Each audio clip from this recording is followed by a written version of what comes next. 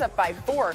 Harden standing still for what seems like an eternity. Yeah, but that was like the the knockdown the other night between Fury and Wilder, like the first one. It's like boom on his back, he's down. Teddy Atlas would be like, "Come on, you got to get back up and respond." Harden able to dial it up. If you can give him that much space, he's going to be able to make it.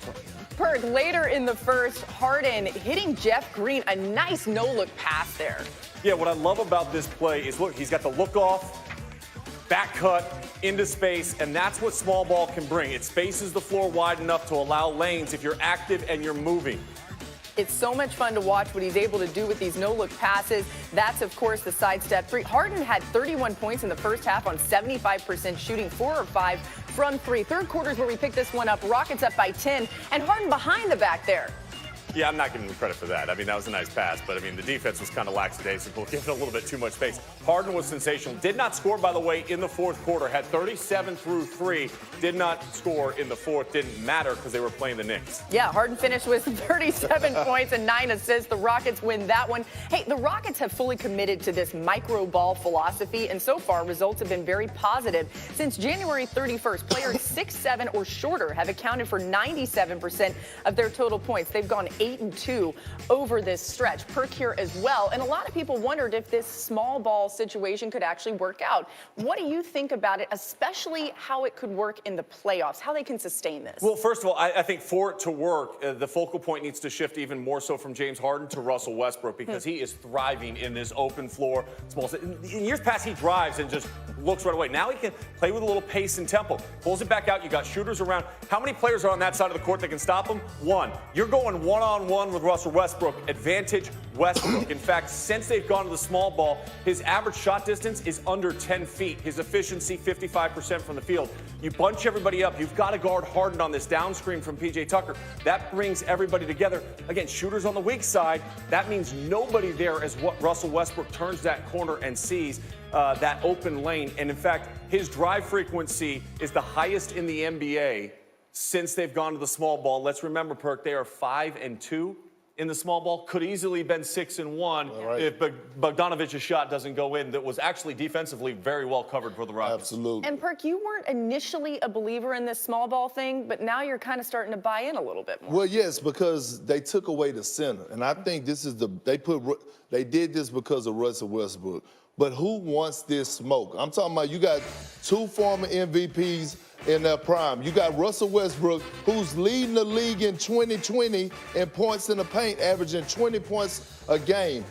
Look, he can't be stopped. This guy's a straight-up killer. I'm changing his name to Russell Westbrook O'Neal because he's doing Shaq things right now. So you have 2 guys that are former MVPs in their prime. Who's going to stop them? The floor is space. A great job by Daryl Morey to make the adjustment with the Rockets. And we mentioned their success in the 5 wins that they've had. Let's not forget that includes the Lakers, that includes the Celtics, and that includes the Utah Jazz. And let's not forget that their defensive rating in every category has went up. And by the way, Covington has done a great job. He has, over his last 4 games, I think he has like 15 block shots. It's interesting because they didn't actually ask Westbrook to take less threes, but he bought in once he realized that this thing starts to work. You don't have to take threes when you see all that open space in front of you and there's nobody in front of you, and you know you can get to the rim as well as anybody. It's worked out really well for him and the Rockets. Of course, the entire NBA world and the world in general still mourning the loss of Kobe. Greeny. Yeah, and yesterday was a remarkable day. The memorial service held at a sold-out Staples Center to honor Kobe Bryant and his daughter Gigi, along with the 7 other victims of last month's fatal helicopter crash. Kobe's widow and Gigi's mother, Vanessa Bryant, gave an emotional eulogy for her late husband and daughter. Kobe was the MVP of Girl Dads, or MVD. He never left the toilet seat up. He always told the girls how beautiful and smart they are. He taught them how to be brave and how to keep pushing forward when things get tough. God knew they couldn't be on this earth without each other.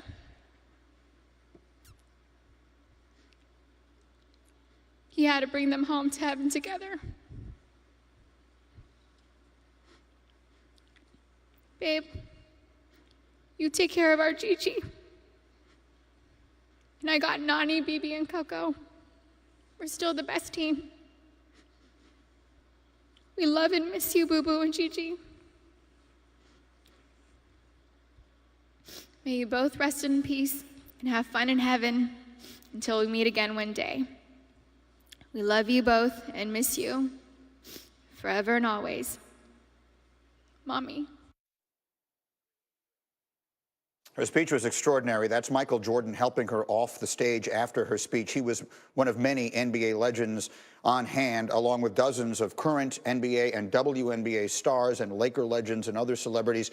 Jordan and Shaq both also spoke, sharing their personal reflections and stories about Kobe Bryant.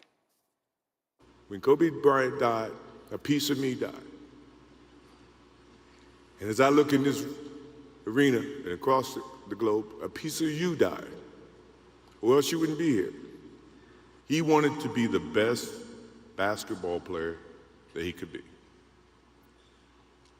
And as I got to know him, I wanted to be the best big brother that I could be. Now he's got me. I'll have to look at another crime meme for the next.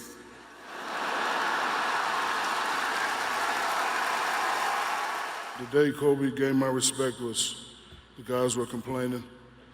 Said, Shaq, Kobe's not passing the ball. I said, I'll talk to him. I said, Kobe, there's no I in team. And Kobe said, I know, but there's an in me in that. So I went back and told Rick and Big Shot Bob, I said, just get the rebound. He's not passing. But for now, I take comfort in the fact, as we speak, Kobe and Gigi are holding hands, walking to the nearest basketball court. Kobe will show her some new Mamba moves today, and Gigi soon masters them. Kobe, you're heaven's MVP. I love you, my man, till we meet again. Rest in peace, Kobe. It was an extraordinary day for those of you who did not get the chance to watch it. I'd like to just get a thought from everybody. Perk, what were your thoughts yesterday? Well, I thought it was beautiful, but that Mamba mentality that runs in the Kobe Bryant household, for Vanessa Bryant to go up there and be that strong, and it was like, wow, she's really, really strong, and it made me be strong, just watching her go up there alone and give that speech. I love the WNBA display for Gigi and just how much the WNBA meant to Kobe and the way that that was profiled in the entire day. Yeah, the first three speakers were all associated with women's basketball. Yeah. And I think that was a statement and passing along the legacy that Kobe was hopefully trying to build with Gigi. To your point, Vanessa's strength. But I would also say Michael Jordan came as humanized as we've ever seen MJ in a public forum. Mm-hmm. And I think that struck a lot of people yesterday to hear about the personal relationship, not the basketball relationship, but the personal relationship and the connection those two had. It was an extraordinary day. You don't want to, it sounds patronizing to say it was well done. It was obviously well beyond that. It was one of the most emotional days that I've had as a sports fan in a very long time. Okay, we will take a short break here. We have much more to come on Get Up this morning, including that man, Vontaze Burfict, suspended and now perhaps on his way back. His first at bat, the fans made their feelings very well known.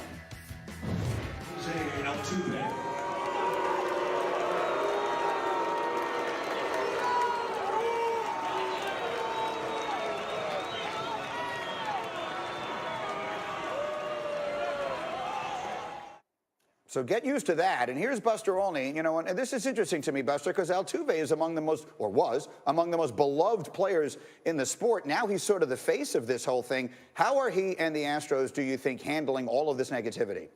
Yeah, Greeny, this is the new normal for them. Their first exhibition game last Saturday, Dusty Baker didn't have a single regular in the lineup, and they were booed heavily. All these guys who weren't even on the team in 2017. And after that game, Dusty said, look, you don't have a choice but to put on your big boy pants and go ahead.